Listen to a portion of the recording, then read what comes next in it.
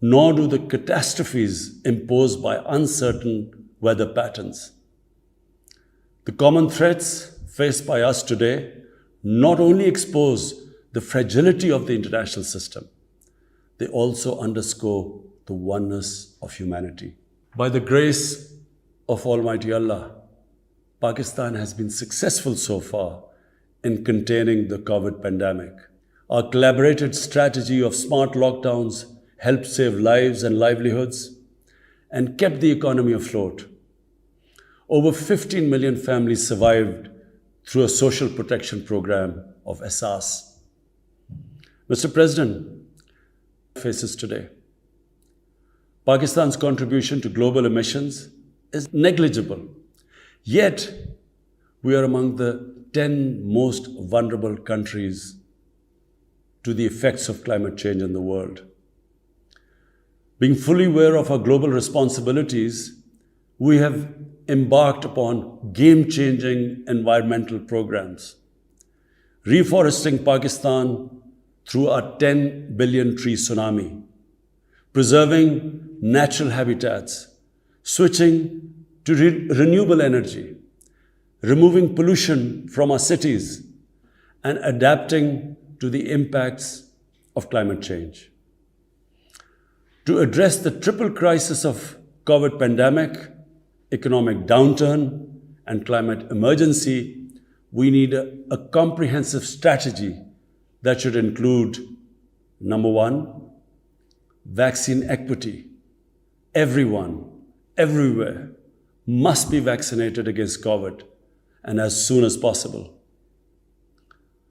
2, adequate financing must be made available. Expanded ODA, redistribution of unutilized SDRs, and allotment of a greater proportion of SDRs to developing countries.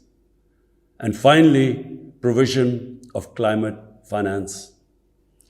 3, we must adopt clear investment strategies which help alleviate poverty, promote job creation, build sustainable infrastructure, and of course, bridge the digital divide.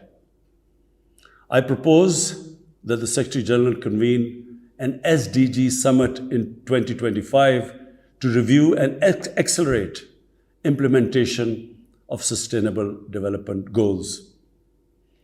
Mr. President, because of the plunder of the developing world by their corrupt ruling elites, the gap between the rich and the poor countries is increasing at an alarming speed.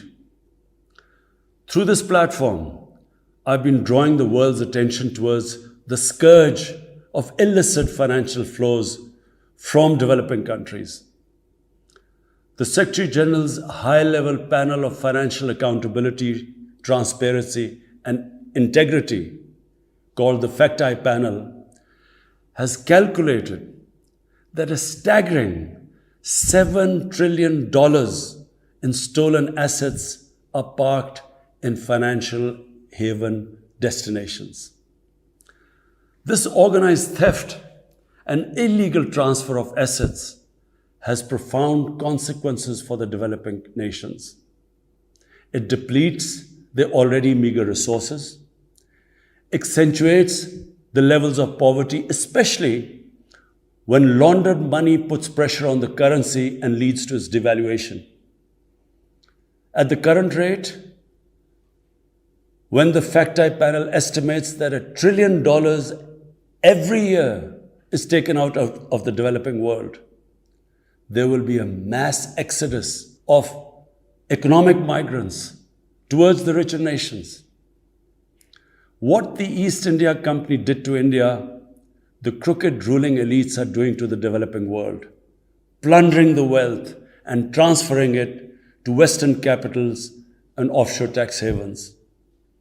And Mr. President, retrieving the stolen assets from the developed countries is impossible for poor nations. The rich countries have no incentives or compulsion to return this ill-gotten wealth. And this ill-gotten wealth belongs, remember, to the masses of the developing world. I foresee in the not-too-distant future, a time will come when the rich countries will be forced to build walls. I fear a few wealthy islands in the sea of poverty will also turn into a global calamity like climate change. The General Assembly must take steps meaningfully to address this deeply disturbing and morally repugnant situation, naming and shaming the haven destinations and developing a comprehensive legal framework to halt and reverse the illicit financial flows are most critical actions to stop this great economic injustice.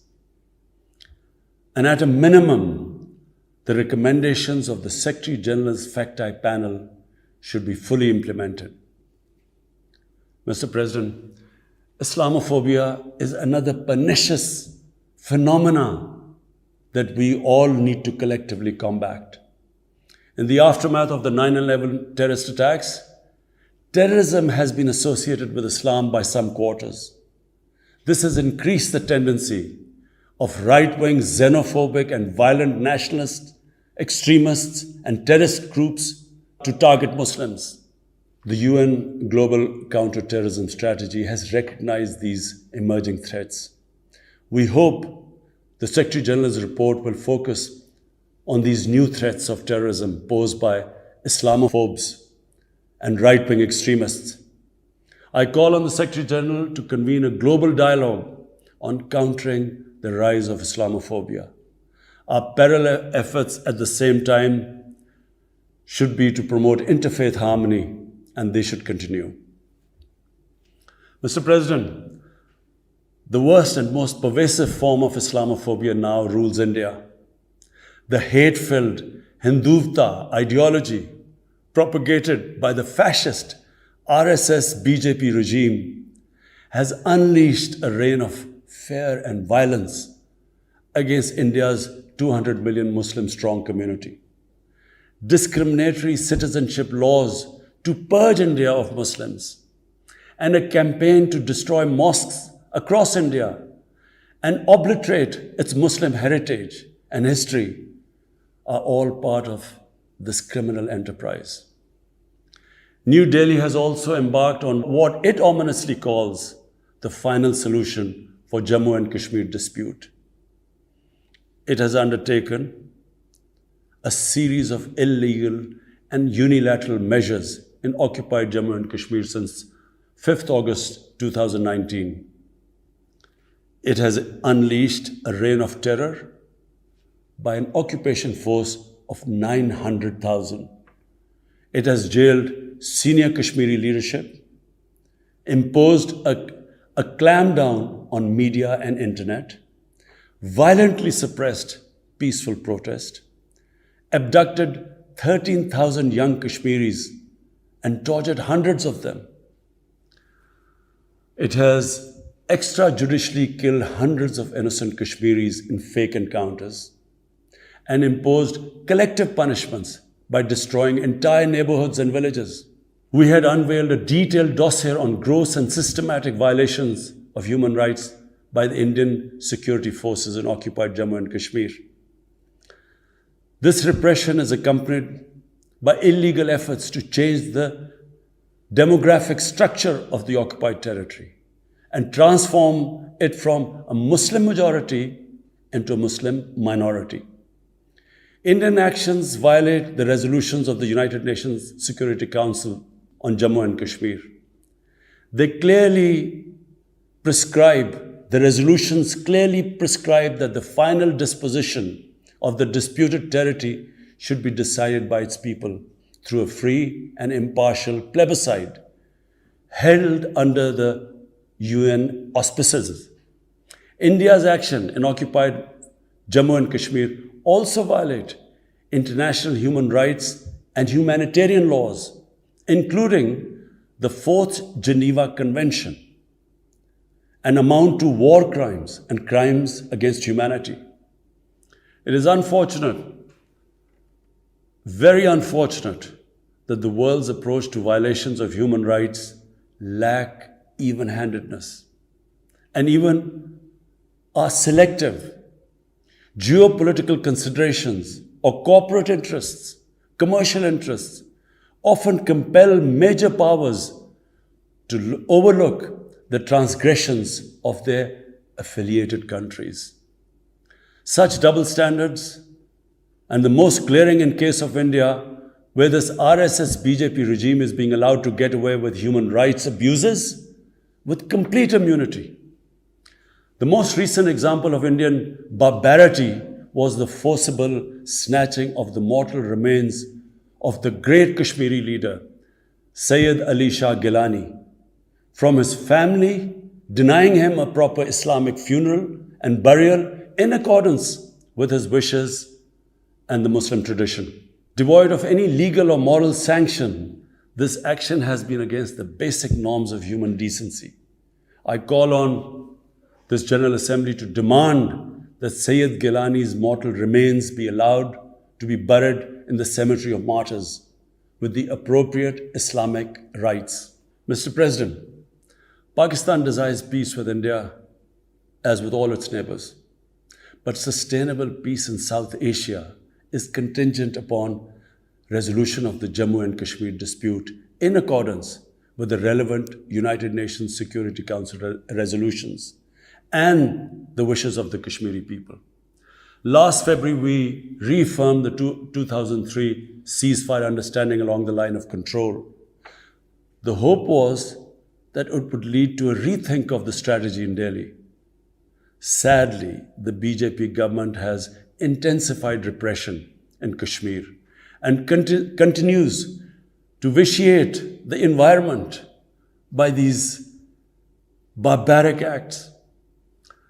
The onus remains on India to create a conducive environment for meaningful and result-oriented engagement with Pakistan. And for that, it must do, number one, reverse its unilateral and illegal measures instituted since 5th August 2019.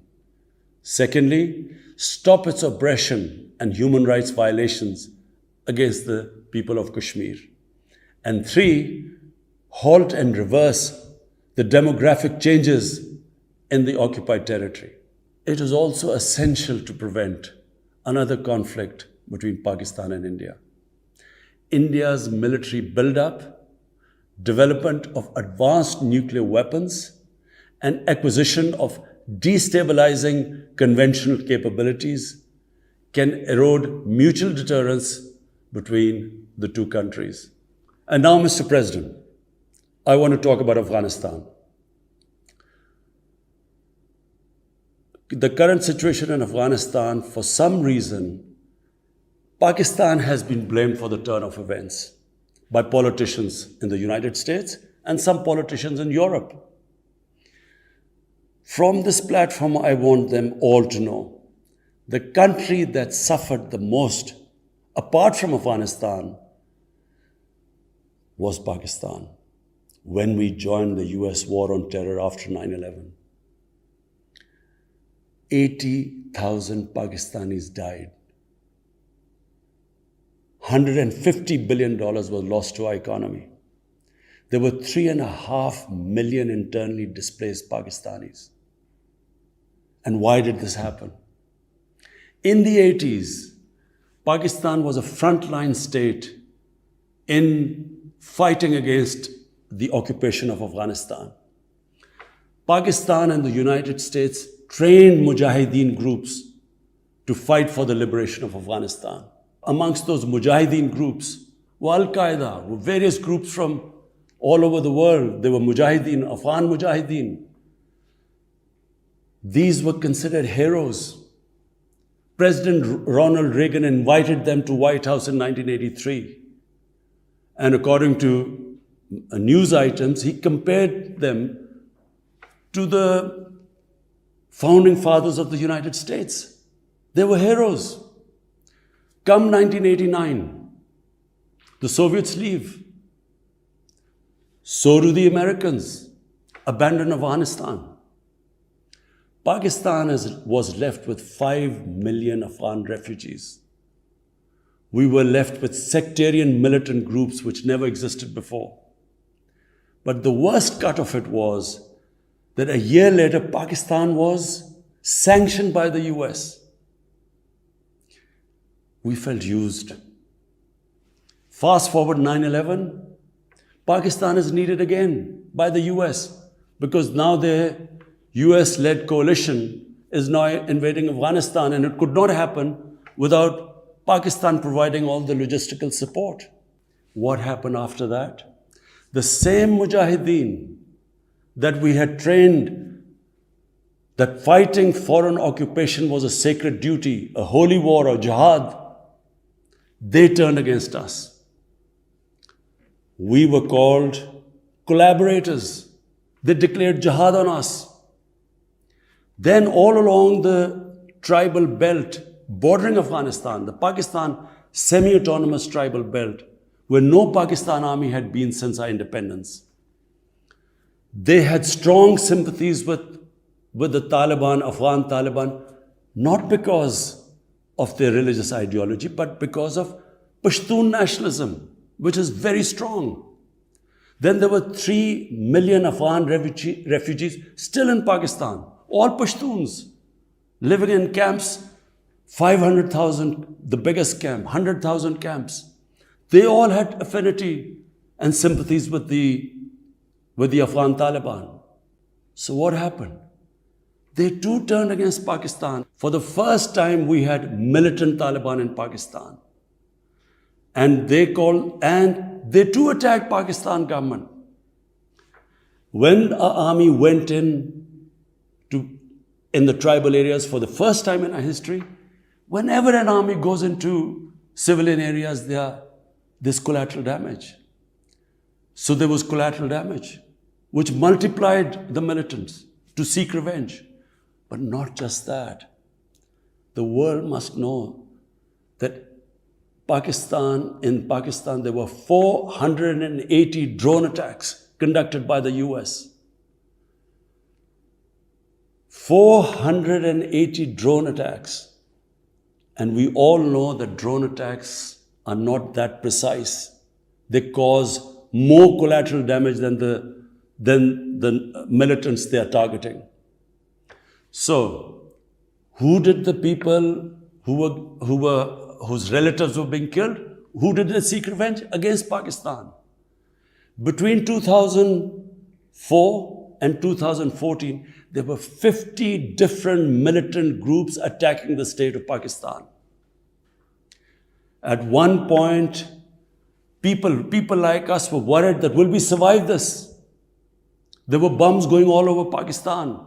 Our capital was like a fortress.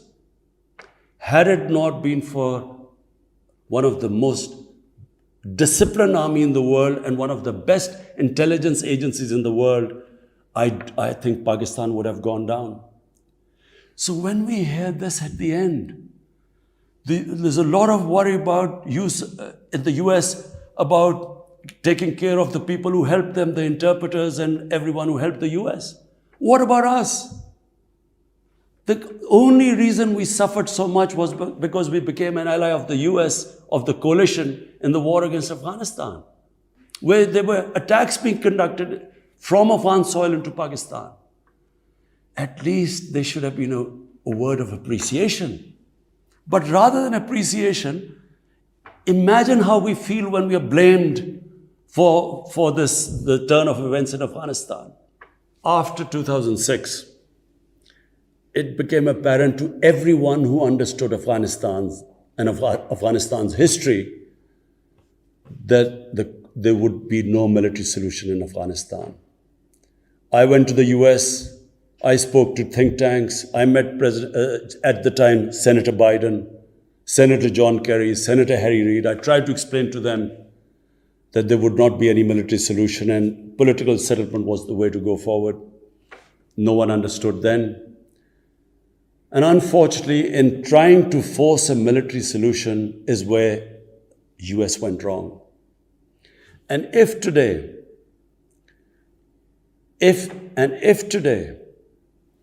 The world needs to know why the Taliban are back in power. All the world has to do is do a deep analysis of why 300,000 well-equipped Afghan army, and remember, Afghans are one of the bravest nations on earth. Why did this 300,000 Afghan army give up without a fight? The moment a deep analysis of this is done, the world would know why the Taliban are back in power, and it's not because of Pakistan. So, Mr. President, right now, the whole world community should think, what is the way ahead? There are two paths we can take. If we neglect Afghanistan right now, according to the UN, half the people of Afghanistan are already vulnerable. And by next year, almost 90% of people in Afghanistan will go below the poverty line. There's a huge humanitarian crisis looming ahead. And this will have serious repercussions, not just for the neighbors of Afghanistan, but it will have repercussions everywhere if a destabilized, a chaotic Afghanistan again becomes a safe haven for international terrorists. The reason why the US came to Afghanistan in the first place. So therefore, there is only one way to go. We must strengthen this current government, stabilize it, for the sake of the people of Afghanistan. What have the Taliban promised? They will respect human rights. They will have an inclusive government.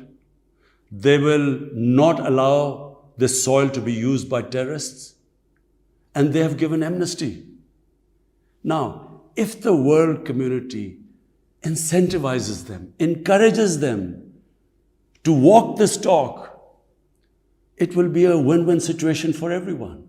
Because these are the four things that in Doha, when the US was talking to the Taliban, these were the conditions the dialogue was all about.